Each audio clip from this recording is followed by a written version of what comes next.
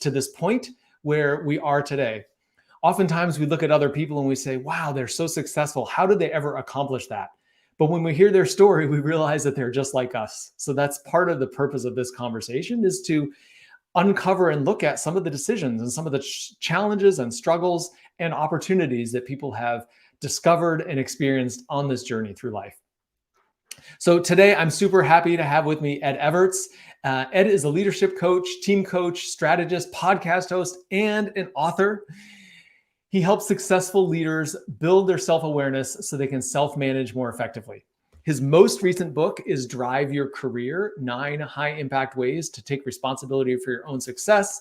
And he has also written Raise Your Visibility and Value, Uncover the Lost Art of Connecting on the Job. Please join me in welcoming Ed. Hi, Ed. Hi, Rusty. How are you? I'm great. Good to see you and welcome. Thanks for being here. Thanks for having me. I look forward to chatting with you today. Excellent. Well, let's jump into this because you've had a kind of interesting career. You're now as a leadership coach. You've been doing this for a number of years, but you weren't always that. So I'd love to hear just briefly what you were doing before this, and if you had to identify the one key change or decision or point in time that transitioned you from there to here, what would that be? Well, I've been professionally employed for a number of years in human resources and worked for about 15 years in retailing, and then another 10 years for a business-to-business services company based in Boston. And at no time during my employment did I ever imagine that I would have a 10 to 15 year career as an independent consultant like I have today. And so for me, I love the fork in the road, because this was a fork that was really thrust upon me versus me, coming upon and making a choice, which was getting laid off at Iron Mountain, my last employer. So I had worked there for about 10 years, and the island I was on kept getting smaller and smaller until it made little sense for me to continue to be there. And so in the fall of 2007, I was laid off. And at that point, I had no plans for independent employment. I had no coaching business. I had no clients. And I really needed to start from scratch. First, I had to decide if that's what I wanted to do. And I spent the summer networking with people. And although the world was full of coaches, I decided that I could make a difference and be successful doing it. And so in the fall of 2008, decided to transition to my own independent practice doing leadership coaching. That's amazing. And I want to dig in a little bit to that unexpected situation that you found yourself in. But I want to rewind a little bit, because you said you were on this island that was getting smaller and smaller. And listening to you talk about it now, I wonder if in retrospect you could have anticipated this. And I wonder if in the moment or during that time you did anticipate it, or if it was you were totally caught off guard. Yeah, it's always interesting when you reflect back on things that have happened to you, because sometimes you would say, how could I not have noticed? Or this is so obvious. But, I never really thought about it. I never really noticed. Yeah. I had a new boss who had started about 2 years prior. It was not the boss who had hired me. And I do believe there's a difference in a relationship between a boss who hires you and a boss who inherits you. So my new boss had inherited me. And, there were little signs upon reflection here and there that things were not going in the direction that I would have wanted them to go. But I loved the company. I thought the company loved me. I thought I was making a difference, and I thought all was good. And I had a performance review that was due. It was not on time. My boss called me and said, "Hey, Ed, I'm ready to sit down and do your performance appraisal with you." And in that conversation, she told me that my role was being eliminated. So that was probably, I would tell you, Rusty, the darkest day of my employment experience. That day that I was told I was being laid off. I will honestly tell you, 13 years later, it is now the best day of my professional career, because I worry that if I had not been laid off, I'd still be working for a company and not doing the type of work that I'm doing today. So at the time, it was a terrible day, an absolutely dark and terrible day. But upon reflection, it was probably the most significant fork that I experienced professionally, and it has really turned out well. Well, there's so many directions to take this, Ed. I mean, one of them is just, having just read your book, which is great, Drive Your Career. Of your 9 high power, high impact tips in here, number one is to have a good relationship with your boss. And you talk about the difference between the boss who hires you and the boss who inherits you. So I'm sure some of that comes from your personal experience. So this event that you described was the low point and turned into one of the best things that ever happened in your career, has actually, I'm guessing, informed the work that you're doing now. It does. And, the book Drive Your Career is based on true stories that I have experienced with clients over the last 13 years. And I have never said this publicly, Rusty, but I will say today that chapter 1 is based on me. So it is based on the experience that I had working for someone who hired me, with whom I got along extremely well. We thought similarly. We could finish each other's sentences. She decided to move on to another career opportunity. And in comes a new leader whom I thought very differently from, whom I had a very different personality with. And I never made an effort to solve that. I just went along for the ride and hoped things would work out, or hope she would forget what happened last week, or whatever it might have been.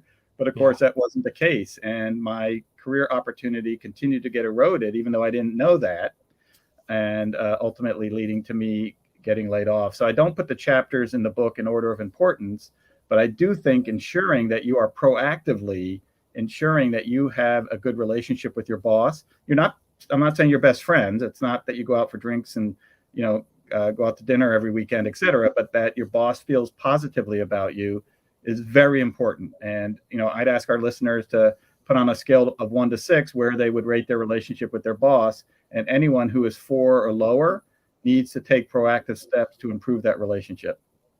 Yeah. So much wisdom can come out of those challenging times. So we have a comment here, just affirming this idea from Catherine. Thanks for chiming in, Catherine. Loving this idea that the worst day can become the best thing that you have in life. So thanks for chiming in on that. And I'm curious, Ed, about, is there something you did to help make that transition? Because for some people, you have the worst day of your life, and it stays the worst day of your life, right? You keep rehearsing it as, oh my gosh, I can't believe this happened. I was laid off. I'm never going to get another job. Maybe you struggle to get another job, whatever. You could go down a whole different direction from the direction that you went down. So I'm curious, what did you do in that moment to pick yourself up and have the self-composure or self-awareness to see the different possibilities in front of you and go down a whole new path? Well, I was presented a situation that I did not anticipate. I had never imagined not being employed by a company, but there I was, unemployed. Of course, my last day was June 1st. And if there's ever one day of the year that you get let go, it's at the beginning of spring. So, it's beautiful out and great weather and summer's coming, right? So your optimism is a little bit better than if it had been October or November. And I decided, because of my age and the amount of work I had done professionally, that I should explore looking at things a little bit differently. And maybe this is a time to start my own practice. And 2 things kept me going. One is, as I networked with people, there was nothing anyone said that dissuaded me or made me feel that this could not work. And so I actually left all the networking conversations feeling very positive that if I put the right amount of energy and focus into this effort, it would work. And then the second thing that kept me going, and this is still true today, and this was true way back when I first started, was that there was no reason this would not work. And I just knew that if I put the right amount of energy and attention and effort into it, it would work. And, it has worked, but I just knew that it would work. And so that was a very important kind of mind frame for me to be thinking about. I never had a day where I didn't think it would work or this was a mistake. There were certainly months of no salary that I had to kind of bridge the gap in the early days to make it happen. But, they say if after 3 to 4 years you can make the turn financially and start earning an income that's equal to your expenses, that you're headed in the right direction. That's what I experienced. And, that's why I continue to do what I'm doing today. Yeah. So I'm curious, in that moment, where did the idea come from? Because I think this is one of the things that I hear from so many people is, if I knew what I wanted to do, I would go do it. Right? Which, like you talked about, this confidence, this belief, this persistence, turning the corner after a few years, all of that. And so many people I hear from would be happy to do that if they only know what direction to go in. So how did you find that direction in this, especially in this moment of, when your world was turned upside down, when you were unexpectedly laid off? Well, this might sound a little bit depressing, but it was more what I knew I didn't want to do that drove me Hmm. in this particular direction. And at this point, I had spent 25 years in organizations corporately, and I just did not want to go work for another company because I felt as though I would just be doing the same thing somewhere Hmm. else. And it just wasn't exciting. It wasn't energizing. And at this point, I was in my mid 40s and decided, gee, what if I could take the 25 years of learning and experience that I have had, because I worked with all sorts of leaders and all sorts of organizations. I was very much a student. I was a great listener. I was very observant.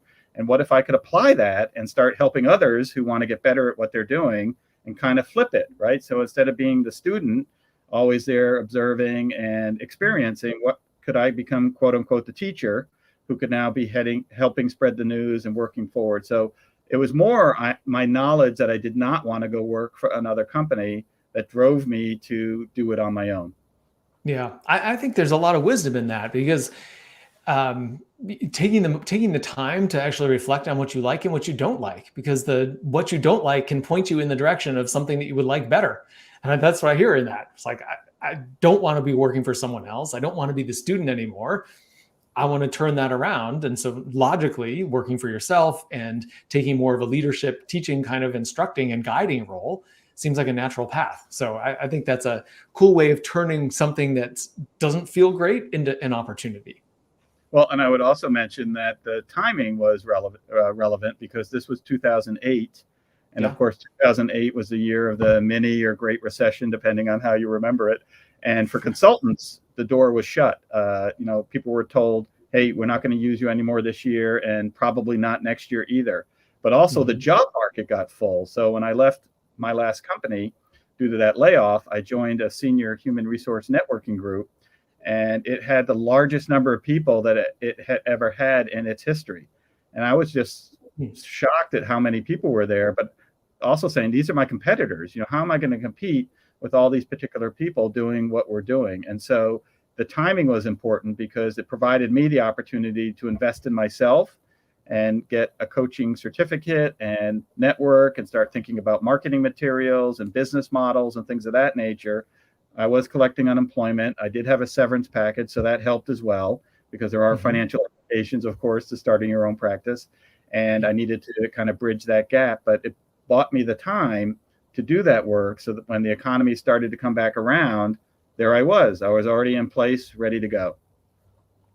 You know, starting this in that time when the doors closed to consultants, um, you know, and yet you said you never wavered in your belief that you'd be successful, and I'm I'm so surprised by that, because I think we all have. I mean, I certainly have had along this journey those moments where I say, is this really going to work? Is it, it feels like I'm putting in effort, but I'm not seeing the results. I've had those moments, and I'm curious, if you did have those kinds of thoughts or questions, what did you do to reconnect with that sense of belief? Because it sounds like it's a very strong and powerful foundation for you.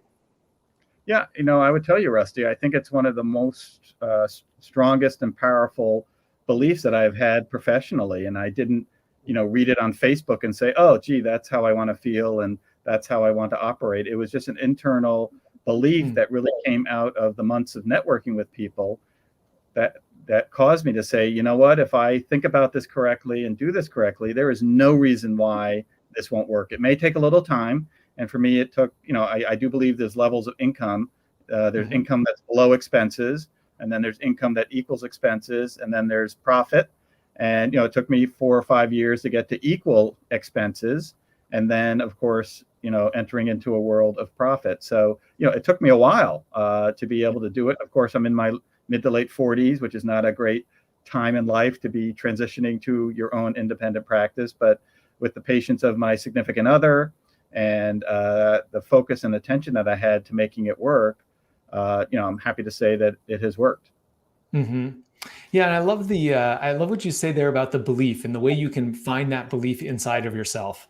And one of the ways you did that, it sounds like, was through that networking, which may or may not have been deliberate, but through those conversations, you really got this sense of, this is for me. I can do this. There's nothing in my way from being successful at that. And I think once you've got that belief, it's so powerful to propel you forward. And it sounds like it has tremendously over the last decade. Well, and I think how you're classifying it is what I would call informed belief, right? It's not like Mm-hmm. me saying, hey, I'm going to go to Mars someday and sticking with it, even though it's completely ridiculous if that's going to happen for me. That would be an uninformed belief. But because of the networking opportunities that I had, the lessons that I was learning, everybody that I networked with was 100% transparent on what they were doing, what their business model was, what they were charging. They were very, very transparent. I did leave that summer with an informed belief based on many or unofficial research that there is no reason why I can't be successful doing this. Yeah, smart. Yeah, so good. So tell us a little bit about your decision to write a book. I know, having written a book myself, I know that can feel like a somewhat intimidating thing before you get started. It feels like this great unknown, but you jumped in. So tell us how you made that move. Well, my second most brilliant decision after deciding to become an independent practitioner was to start my first book before I really had that many clients. And so I started that early in my career when I did not have a lot of activity that could distract me or keep me from being able to do that work. And so I really wanted to capture my experience in corporate America and expand the lessons that I had learned, and hence Raise Your Visibility and Value became a relevant title and focus of the book. And Raise Your Visibility and Value, just briefly, is about ensuring that you are thinking about how to be visible within your organization and industry. And then if you are going to be visible, looking for ways to provide value. And value today is the corporate currency. People want to know, don't tell me what you did, tell me how the organization was different because you were there. What value did you bring your organization? And then after being a leadership coach for 13 years, I had what I call my proverbial shower moment, where I said, there's some stories that come up repeatedly with clients, whether they are presidents or frontline supervisors, regardless of who they are. But these stories come up organically. I didn't bring them up. They just came up naturally, but they came up again and again and again. And I said, gee, I should capture those and start paying attention to what they were. And to make a long story short, identified 9 experiences that my clients have that I thought would be valuable to share with others. Yeah, that's great. Just continuing to give back and document and bring that knowledge out into the world and available to people. So Ed, this is great. I love that. This is such a good conversation. I love hearing about your journey. Again, the book is Drive Your Career. So tell people where to find the book, where to find you if they're interested and want to get in touch with you. How should they do that? Folks should go to Excellius.com. That's EXCELLIUS.com. And everything Ed and the books and everything else there about my practice you can find. So check it out.